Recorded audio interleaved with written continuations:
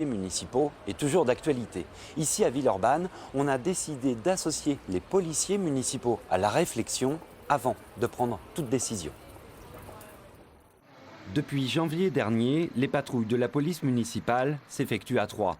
C'est l'une des réponses concrètes apportées par la ville pour tenter de rassurer. Mais certains voulaient aller plus loin encore.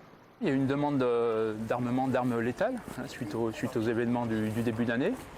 Donc il y a il y a un groupe de travail qui s'est mis en place au niveau de la mairie de Villeurbanne pour justement discuter de cette question et pas répondre oui ou non, quoi. Donc approfondir un peu la question et d'échanger avec les agents sur cette question.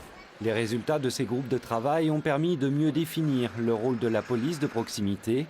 Ils ne seront pas équipés d'armes à feu, mais de pistolets à impulsion électrique, les fameux tasers. Pour certains représentants syndicaux, cela ne correspond plus à la réalité du terrain. Il y a quand même des risques à l'heure actuelle, on l'a vu en début d'année. Depuis, de plus en plus, les délinquants sont violents. Donc partant de ce principe, je crois que la police municipale maintenant doit vraiment être armée. Le taser, c'est un pis-aller, c'est un peu comme le flashball, c'est vraiment des pis-aller. C'est-à-dire que vous n'allez certainement pas intervenir sur un braquage avec des kalachnikovs ou avec des revolvers parce que vous avez un petit taser. Côté mairie, on préfère rappeler le rôle instructif de la concertation.